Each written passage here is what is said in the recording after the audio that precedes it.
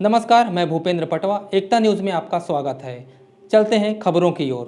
भगवान जिन्हें सामान्य नहीं रखता, उन्हें कुछ अलग शक्ति जरूर देता है। ये शक्ति अदम्य साहस, बहुआयामी प्रतिभा होती है। कुछ ऐसा ही साहस और प्रतिभा की धनी धमतरी के रुद्री में संचालित एग्जिट फाउंडेशन की छात्रा चंचल सोनी और रजनी जोशी में है। इनका चयन नेपाल के काठमांडू में आयोजित पर्वतारोहण में हुआ है। दोनों दिव्यांग बेटियां धमतरी की पहली बेटी है जिनको यह सौभाग्य मिल रहा है, लेकिन आर्थिक संकट के चलते पर्वतारोहण में कुछ अड़चने भी आ रही है।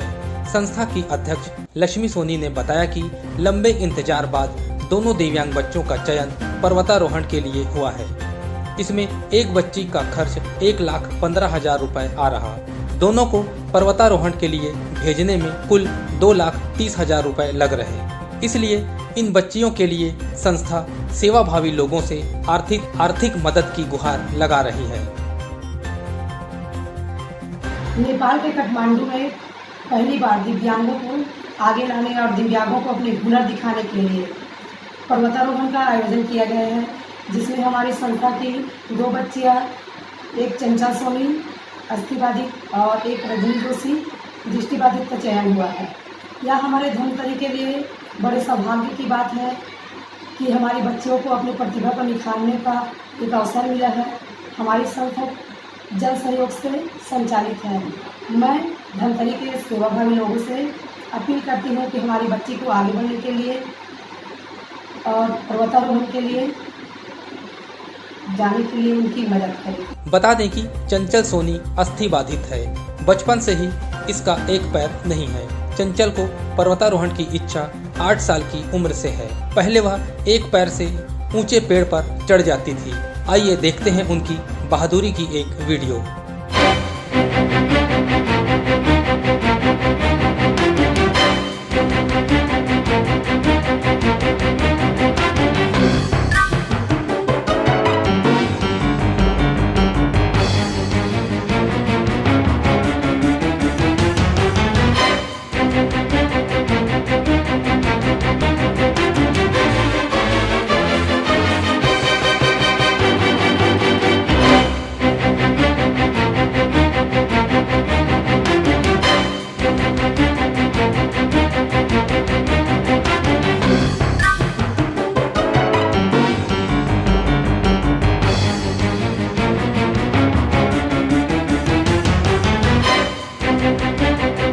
मेरा चयन पर्वतारोहण के लिए हुआ है। यह नेपाल काठमांडू 24 को आयोजन है। हम लोग का रवाना 23 अप्रैल को है। मैं एकता न्यूज़ के माध्यम से धमतरी के सेवाभावी लोगों से सहयोग की अपील करती हूँ। पर्वतारोहण की इच्छा आपको कब से थी और शुरू में कैसे परेशानी आती थी? मैं जन्मजात से दिव्यांग हूँ। मैं बच्चे लोगों के साथ खेलना चाहती थी, पर मुझे बच्चे लोग खिलाते नहीं थे, कुछ भी बोलते थे लंगोड़ी करके, और मेरे घर के लोग भी मुझे बाहर नहीं निकालते थे, हंसेंगे लोग ऐसे करके। और मैं बचपन से डांस भी करती हूँ और मैं पेड़ पर भी चढ़ती थी, तो पर्वतारोहण का मेरा शौक़ कम से बन गया, पता नहीं चला, और आज मेरा सपना पूरा होने जा रहा है। मैं नेपाल काठमांडू 23 को रवाना हो रही हूँ। सांसद प्रतिनिधि उमेश साहू ने कहा कि गर्व की बात है कि धमतरी की 2 दिव्यांग बच्चियां एवरेस्ट फतह करेंगी। समाज सेवियों के साथ शासन और प्रशासन को भी मदद के लिए आगे आना चाहिए।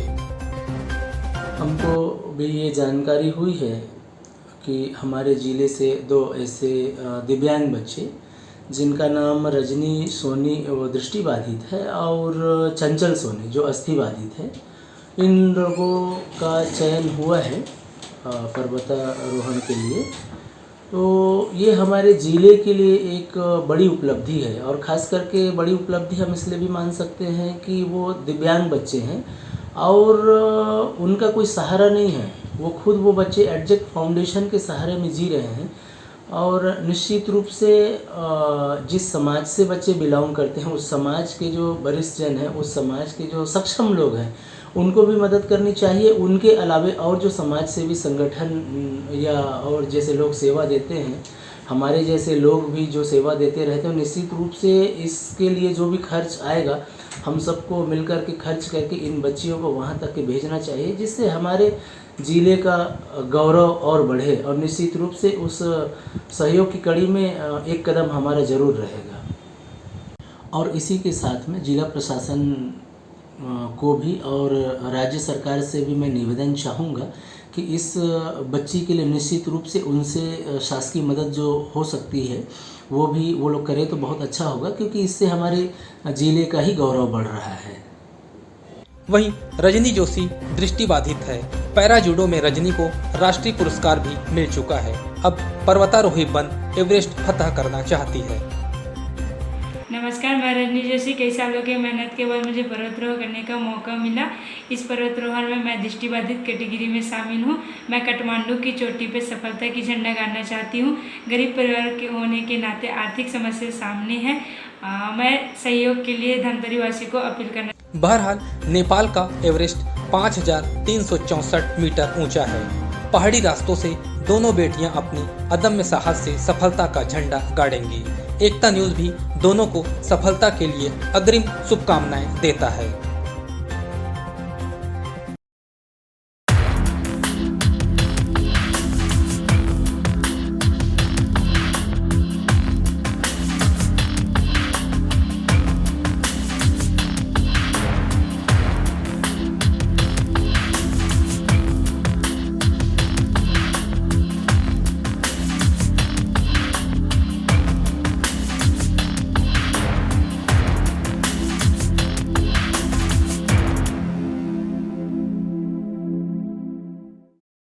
एकता न्यूज़ में आज बस इतना ही। अगले बुलेटिन में फिर मिलेंगे, तब तक के लिए नमस्कार।